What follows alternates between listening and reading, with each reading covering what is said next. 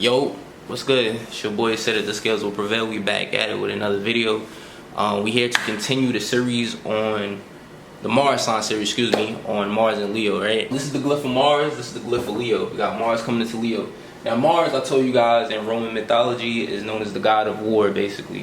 Wherever it's at in your chart by sign, which is Leo basically, and also by house, can show us to where we have like conflicts and quarrels.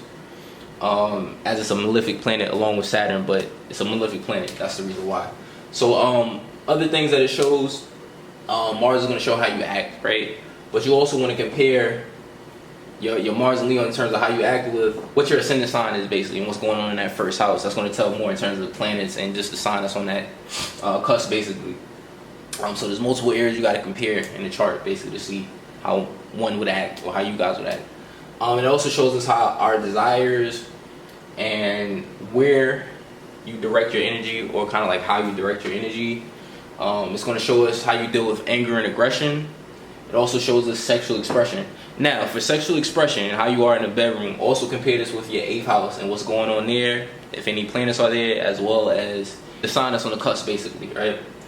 In a woman's chart over here, Mars is going to show us the ideal boyfriend archetype, basically, right? And it's gonna, well, I already said, but it's gonna show where you have conflicts. Let's get to how you act, basically. I consider Mars and Leo's basically the entertainers. I consider Leo the entertainer of the zodiac. So you guys, you act like the lion, basically.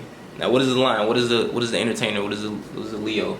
Leo are basically the center of attention. You guys can, it's ruled by the sun, so you guys can draw forth a lot of energy. You have a magnetic type of energy, or guys can come off as charismatic, charming, basically, again, the center of attention, right? Also very courageous and generous, right? That's the positive side. Now the negative side is Leos can want things to revolve around them, or be egotistical, as the sun can rule over the ego or deal with the ego. So that's kind of the negative side, depending on how you're vibrating, right?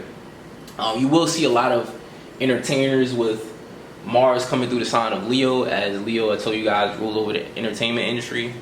Also Leo in the 5th house, since this is the house of Leo, you'll see a lot of entertainers with that placement as well too. Just as a heads up, so you guys know. Now, in terms of your desires and how you direct your energy, you could desire to be seen, because Leo is the attention grabber. You could desire that, basically. You have a radiant type of energy, basically. You can desire to actually be into the entertainment industry. You could be into any type of acting, singing, dancing. This is why you'll see a lot of entertainers with this placement.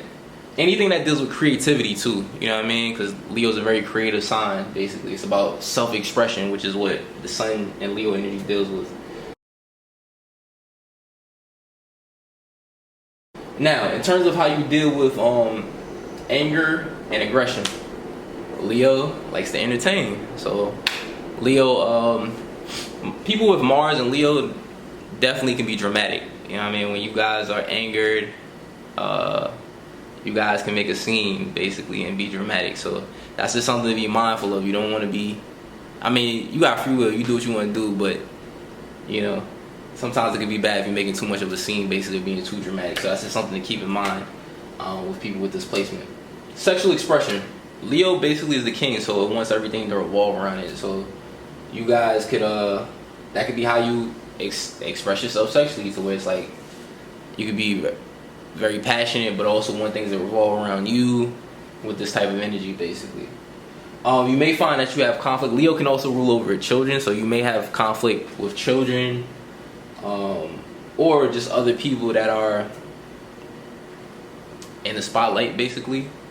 You may find that you have some type of conflict or quarrels there. That's one thing to note too as well. And in a woman's chart, ideal boyfriend archetype, right?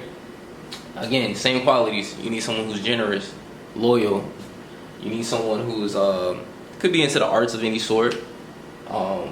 So you guys, creative. You need someone who is a leader too. Leo is a leader type of energy. Someone who's charming. You know what I mean? It could be people who are in that entertainment industry. You know what I mean? Especially if you're directing your energy in this way, you need someone to match your fly, basically, for you Mars and Leo type individuals. I tell everybody, and I'm gonna leave a link either above the video in the corner or down below, that I made a video on keywords that correspond with each zodiac sign a while back. So what I want you guys to do, or excuse me, the women to do, is define ideal boyfriend archetype energy. Look at Mars through Leo, but also look at the house it's in. The house is going to reflect the certain zodiac sign. So if it's in the first house, you need someone with Mars slash, excuse me, Leo slash Aries energy, because first house corresponds with Aries. If it's your Mars sign in the second house, then you need someone who is basically going to have Taurus type of qualities too, right, in terms of your ideal boyfriend archetype.